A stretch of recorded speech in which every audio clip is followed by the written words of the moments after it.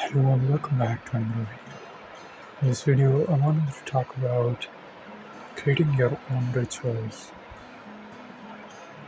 Now, I want to explain this topic called rituals because it is very important to understand the role of a ritualistic act in your life.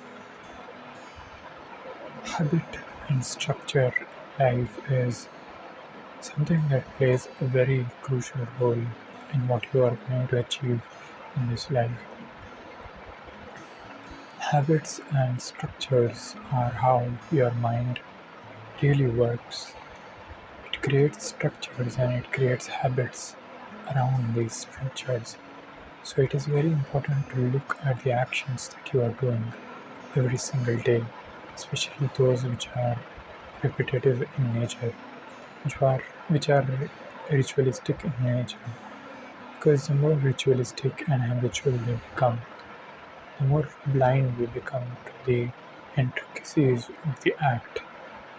Hence, it is very important to redefine our rituals and redefine our practices on a weekly basis at least.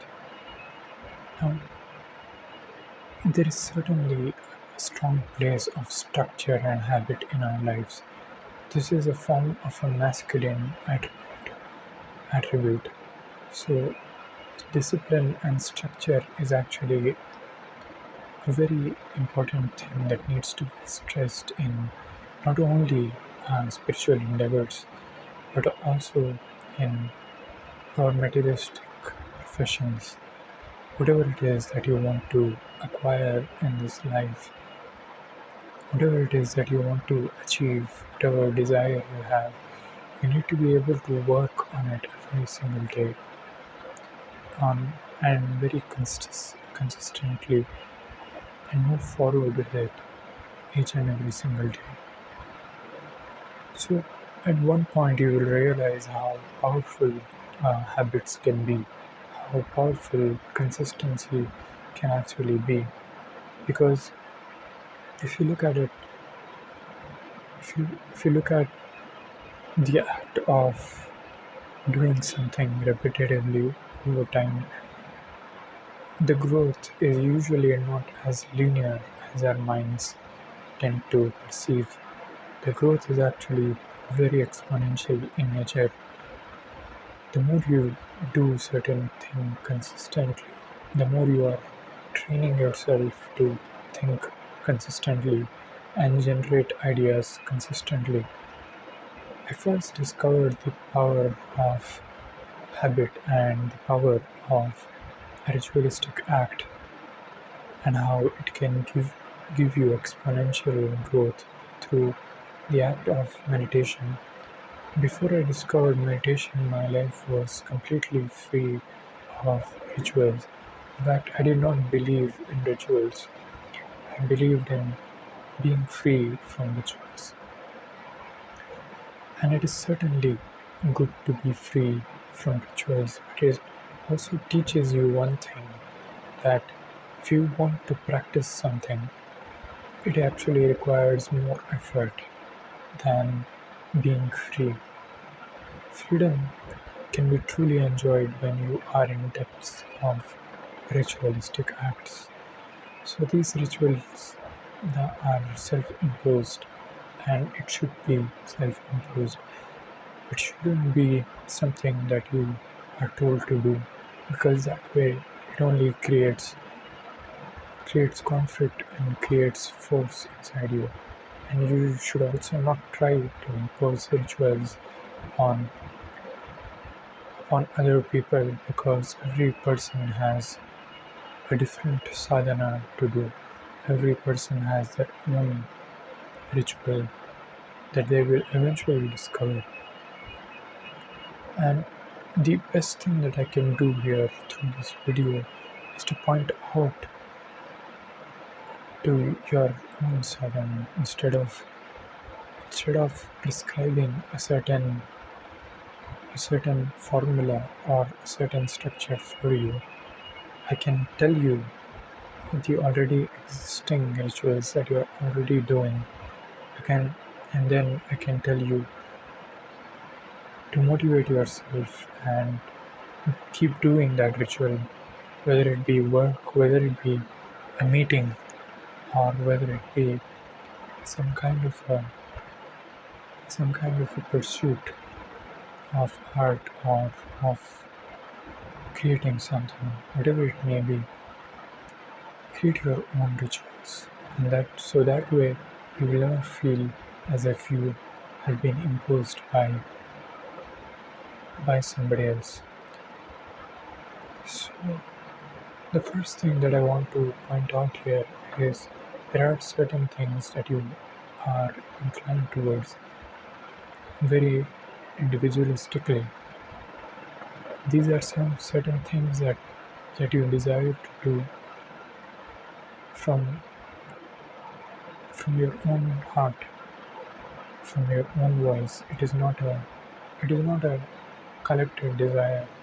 It is not acquired from somebody else by watching them or by looking at them. It is not something imposed on you. It is something that you are doing, that your heart desires to do every single day. Whatever it may be, whether it is writing a short story every single day, whether it be meditation, whether it be a simple act of in your keeping a fresh flower in your vase every single day. Whatever it may be, this act, when you repeat this act, you create a certain relationship with this act. This certain relationship grows over time. It evolves over time and it becomes a ritual that you do on your own. Rituals are a very powerful means of developing yourself, of advancing yourself. That is why we see that in all of the religions we have different types of rituals. We have different ways of performing, praying to God or offering things to God. There are, but these are mostly the rituals of others. These are rituals that you have acquired or that the masses have acquired or learned from their elders. You can do a simple act ritualistically and it will bear you the same fruits that the act of prayer can bear you. A simple act of maybe giving 5 rupees a day to a poor person every single day. This contribution, this giving 5 rupees a day to a poor person will eventually become divinized. It will become an act of a ritual. It will become an act of conscious compassion. And this act will grow and it will become more and more mature. So you don't really necessarily have to meditate every single day or pray every single day the way that your ancestors and your forefathers have been doing. Well, you simply have to create your own rituals and do whatever it is that your heart desires, whatever comes to your mind that you want to do every single day. Except it mustn't harm anybody. It mustn't harm yourself first and everybody also. You must look at this very carefully and do that one thing. Maybe it is sketching something in the morning or writing a page, whatever it may be for you, and you know the best thing to do because your heart resonates in your own frequency. It does not resonate in my frequency or in somebody else's frequency. So creating rituals is something that you can do on your own. You can discover your own rituals and perform them every single day and see how it matures. See how this relationship with this ritual matures, and eventually it will be divinized. If you do this act for 20 years, if you do this act for 25, 26 years, then on the 27th year, the first day of the 27th year, this act will be completely divinized. It will mean something,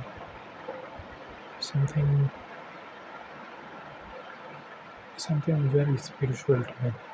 And the moment you do it on that 27th year and that first day, the moment you give that 5 rupee coin to the poor, you will feel the intense compassion that God has on you. This is the way the rituals are divinized, and you don't really necessarily have to borrow rituals from people. You can create your own rituals. So I encourage you to create your own rituals and follow your own heart's desires, especially those desires which are of a higher kind, those desires which are always resonate, that are always calling you, yet you choose to ignore them. There is always the voice of the Messiah, the voice of the Prophet resounding inside you. Every single time a voice says to you to go towards that lower desire, there is also a voice that pulls you away from that lower desire. It pulls you away from sin, and it takes you towards purity and morality. It takes you towards the path of the light. Simply listening to that voice, whatever it may be sounding like to you, simply listening to that voice by acknowledging it and moving forward, you will find that you are eventually in the path of light. You are eventually listening to the Savior inside you, to the Messiah inside you. Because the prophets and the Messiahs that have come to us at every single turn of age, these are not outward saviors. These are saviors that were a mere outward manifestation of our inner voices, of our inner Savior, because we are all connected to that collective unconscious that is deeply resounding, residing within each and every one of us. And from this collective unconscious, there arises this archetype of Messiah, of the Savior. And when you save yourself from the depths of sin, from the depths of darkness, you will be able to save others too, because you know the ways, you know the way to come back from it. That is when you become a savior, that is when you become a Messiah, or that is when you truly become a teacher and a blessing from others.